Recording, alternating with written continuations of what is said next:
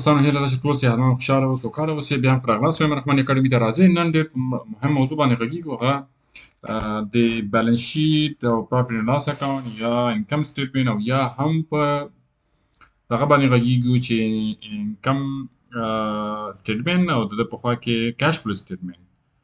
دا درې هغه موضوعات دي چې په دې باندې بیا غږیږو، ځکه چې پریکټیکلي زه تاسو ته چارټ ښیم او پریکټیکل اگزامپل دی، ځکه چې تاسو کېدای شي په درس کې ویلی خو ولې پریکټیکلي تاسو چارټ لیدلی او که نه هم لیدلی او تاسو ته زه به دا لا اسانه شي او زه تاسو ته تشریح کوم. هیله ده چې تاسو خوښ وګرځي. مخکې له دې په درس باندې شروع کړو، دوستانو یو لایک او یو سبسکرایب ورکړئ او تر څو چې یو ماته هم موټیویشن او د دې په خوا کې زه وشم کولی چې نور موضوعات باندې هم تاسو ته ویډیوګانې جوړ کړم او تاسو ته ورسیږي او تاسو لومړی کسان اوسئ چې تاسو ته زما ویډیوګانې ورسیږي. نو دوستانو نو ستاسې لایک او سبسکرایب هیر نشي او راځئ شروع کوئ. ښه دوستانو، بیلنس شیټ څه شی دی؟ ګوره، د بیلنس شیټ هغه شی دی چې په د یو بزنس یا د کاروبار لپاره د هغه د مالي حالات هغه موږ ته بیانوي او موږ ته راښيي، او دا هم د یو ټاکلی وخت لپاره. البته کېدای شي هغه وخت یو کلن وي، درې میاشتې وي، شپږ میاشتې، کېدای شي یو میاشت وي، چې څومره مثلا خرچه شوی دی، څومره مصارف شوی دی، څومره مثلا موږ لایبلیټیز لرو، یا مثلا څومره موږ پورونه لرو، څومره موږ هغه واجبونه موږ لرو چې موږ باید ادا یې کړو، او د دې په خوا کې څومره موږ خپل ځان سره شتمني لرو، څومره پیسې لرو، که په اکاونټ کې په کیش دی، او یا هم مثال څومره موږ ته پیسې له لاسه راځي څومره وروسته، او یا هم څومره موږ سره سټاک یا انوینټري شتون لري. او دا ټول هغه مسایل دي چې مثال په دې بیلنس شیټ کې ښودل کېږي. لومړی خو تاسو ته دوستانو کې که مو ویډیو نه وي کتلی، نو تېر ویډیوګانو کې ما د اصطلاحاتو لپاره ځانګړی ویډیوګانې جوړ کړي، په هغه باندې ما ټول په تفصیلاتو باندې غږېدلی یم. زه خپله لکه اسیټ څه شی دی، لایبلیټي څه شی دی، اکویټي څه شی دی، په ټولو باندې نان کرنټ اسیټس باندې، لایبلیټي، کرنټ لایبلیټي، نان کرنټ لایبلیټي، په دې باندې ټولو باندې زه غږېدلی یم، ټول مې تشریح کړي دي. نو تاسو نه هیله کوم چې هلته لاړ شئ او هغه وګورئ، نو هغه تاسو ډېر ګټه رسوي. نو دلته هم زه لږ معلومات ورباندې ورکوم او باقي نور ښه به دا وي چې هغه وګورئ، نو هغه په تفصیل په هغې کې په تفصیل سره غږېدلی یم، هم سره د اګزامپل، هم سره د په ټولو اصطلاحاتو باندې زه غږېدلی یم. ښه اسیټس شتمني دا هغه څیز دی چې د کاروبار لپاره د هغه د پرمخ بیولو لپاره کارول کېږي. صحیح ده؟ نو او یا هم د لایبلیټیز شو، هغه چې کاروبارونه کې ته یې لګوو، یا هم مثال کاروبارونه باید یا بزنس دی یا شرکت دی، کاروبار هغه باید ودې کړي یا یې مثال نورو ته یې ورکړي. صحیح ده؟ نو مثال په ډول لونز شو، او لونز مطلب قرضه شو، نو دا اړینه ده چې باید څوک یې باید ودې کړي بزنس.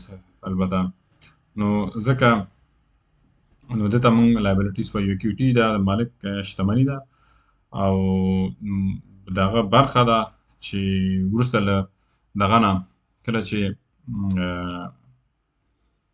څه ورته وایي، کله چې مالک خپل ټول پورونه، هغه ټول واجبات چې مثال لري اپلیکیشن چې هغه ټول ادا کړي، هغه وروسته چې پاتې شو هغه اکویټي ده، د مالک برخه وروسته له دې نه معلومیږي. بیا نو راځو کرنټ اسیټ کې. کرنټ اسیټ کې څه شامل دي؟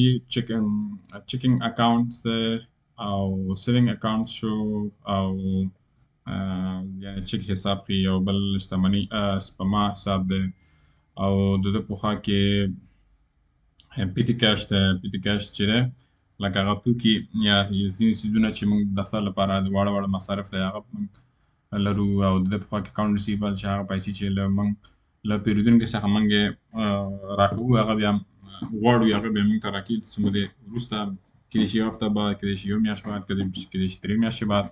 نو هغه لا تر اوسه رسېدلي نه دي، خو ولې موږ ته رسېږي هغه پیسې.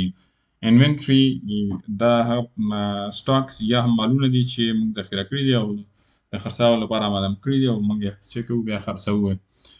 او بل د پریپیډ انشورنس دی. پریپیډ انشورنس کې موږ د باندې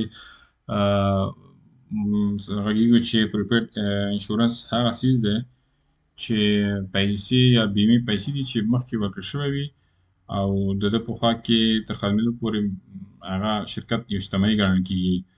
هغه ځکه چې لکه مخکې پیسې ورته ورکړل شوي، نو پیسې چې ورکړل شي او وخت یې نه ختم شوي، نو هغه پریپیډ ایکسپنسز کې راځي. بیا پریپیډ انشورنس ده، د بیمې پیسې چې مخکې ورکړل شوی وي او ختم شوی نه وي لکه تاریخ او دغه یې، نو تر هغه وخته پورې د انشورنس دا یو شتمني بلل کېږي، د البته د بزنس.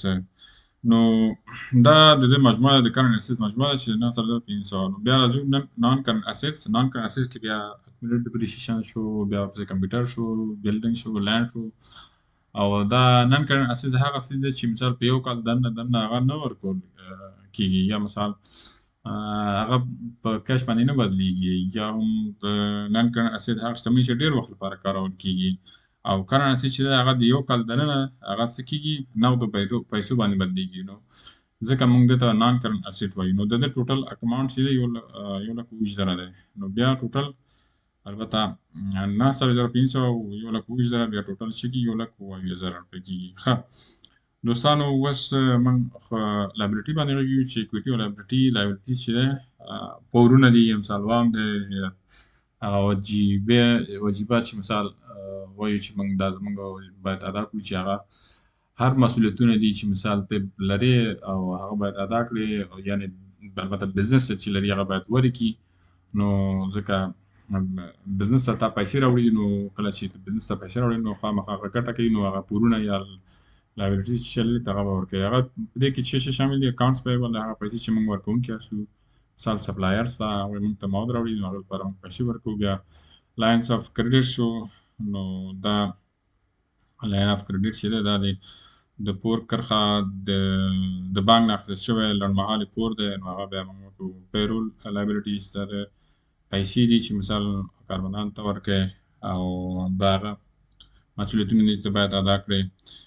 او د دې ټول مجموعه چې دی 9,000 روپۍ شو. صحیح ده. ټوټل کرنټ لایبیلیټیز اوسنۍ واجبې او یا هم د اوسنۍ درته وایم چې پورونه یا هر څه چې دي دا ټول دومره دی. او د نان کرنټ لایبیلیټیز چې یعنې په نان او کرنټ اسیټس کرنټ لایبیلیټي چې په یو کال دننه باید ادا شي، او نان کرنټ لایبیلیټي چې د یو کال نه زیات وخت نیسي او ادا کېږي. بیا نو دا چې لانګ ټرم ډیپت یا لون د مهالې لون یا پور دی چې 48,000 روپۍ دی. نو دا ټوټل لایبیلیټي جمع دواړه چې 8,000 روپۍ شوې. اکویټي کې بیا اونرز کپیټل شو 15,000 او ریټرن ارننګ شو. ریټرن ارننګس باید هغه باید ورکړل شي، او یعنې ساتل شوې ګټه هغه ګټه چې یو بزنس یې ساتي او مالک ته یې نه ورکوي یا نه یې ویشي. صحیح ده. نو د دې ټولو مجموعه څومره کېږي؟ ټوټل لایبیلیټیز اینډ اکویټي 1,22,000 روپۍ. نو د دواړو خواته دا شی برابر دی. نو مهم دا ده چې په بیلنس شیټ کې باید موږ تر ټولو مهمه موضوع دا ده چې باید شتمنۍ، پورونه او دا ټول باید په بیلنس شیټ کې باید سره مساوي وي، چې دا اساسي قاعده ده. ښه راځو بل برخې ته چې انکم سټیټمنټ ده. انکم سټیټمنټ کې موږ ریونیو باندې غږېدلو، چې په تېر ویډیو کې هغه باندې تاسو کاست اف ګوډز باندې موږ غږېدلو، ګراس پروفیټ باندې موږ غږېدلو، اپریټینګ ایکسپنس باندې موږ غږېدلو. د ټولو باندې موږ غږېدلو چې مهرباني وکړئ هلته بیا هغه ویډیوګانې وګورئ چې تاسو ته ذهن کې خلاص شي. نو ریونیو چې ریونیو ټوټل اماونټ 1 میلیون دی، او بیا کاست اف ګوډز اصول د